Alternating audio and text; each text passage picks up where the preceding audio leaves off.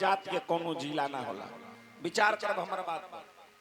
हमार खुद हमार रिश्तेदार हैं निर्मल कुशवाहा, एकरा का सर्च मार के देखो।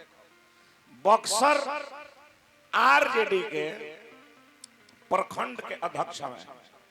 आ खुद हमारा गांव के हमारे गांव के जेकर नाम हो मोबाइल पर सर्च मार के देख रहे शेषनाथ कुशवाहा राष्ट्रीय जनता दल के बक्सर जिला के अध्यक्ष है। ई कौन बात बा? केहू केहू में रह सकता है। जन मंत्री जी आई रहे है जब फीता काटे, माननीय मंत्री जी चंद्रिका राय जी आउ नीतीश के पार्टी में बढ़े कि ना? तो जात के कोनो पार्टी ना होला, ई कौन बात बा भाई? तू कहता रहे मन हमारा पेट में दांत बा, जात के कौन पार्टी होला भैया? फिर मोटकाते बोले लगल। अभी कहता जो हम अपना जाति बिरादर के घर में आई बनी, गाना गा के कमाई चाहे सूद के कमाई, हम तोरा के माना ना करो।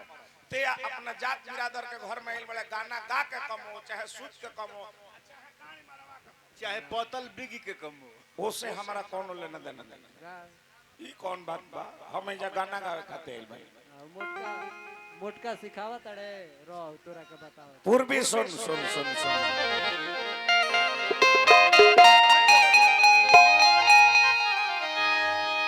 राधा जी सुतल बड़ी सपना देखली। सपना देखत रही कन्हैया जी आइल बड़ा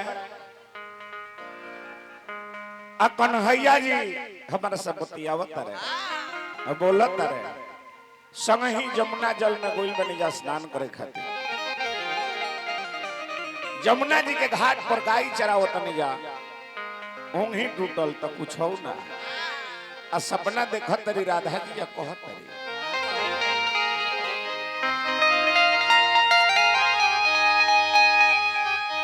सुतला में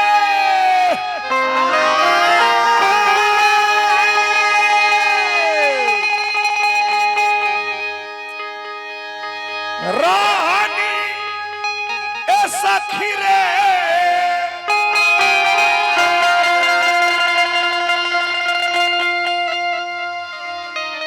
अरे देखनी सपनवा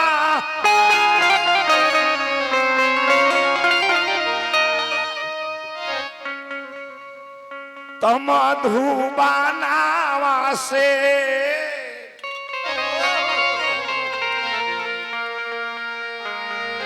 कान्हा मोरा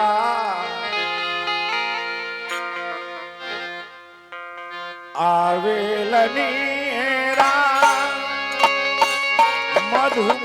मधुबनावा से कान्हा मोरा आवेलनी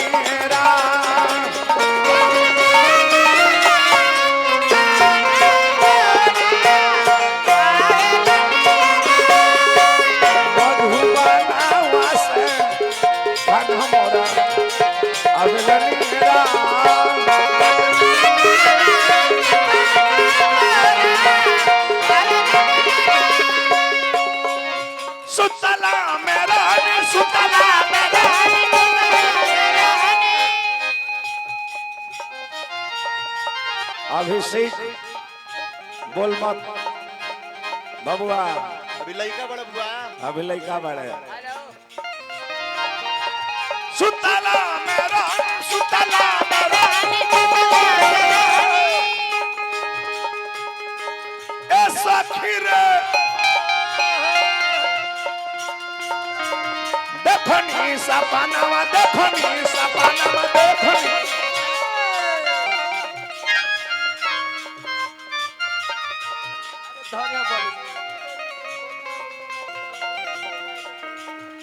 अनिल बाबू हमारा सरस्वती माता जी के पोता के तरफ से बहुत बहुत रुपया पुरस्कार। अनिल बाबू हार्दिक हार्दिक स्वागत बा, अभिनंदन बा, वंदन बा।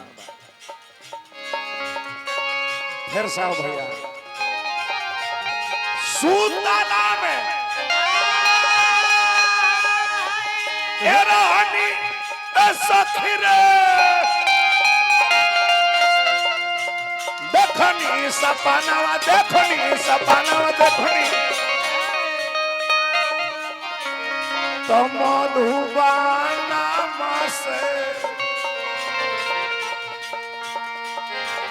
कान्हा मोरा मधुबाना से कान्हा मोरा अवलनी राम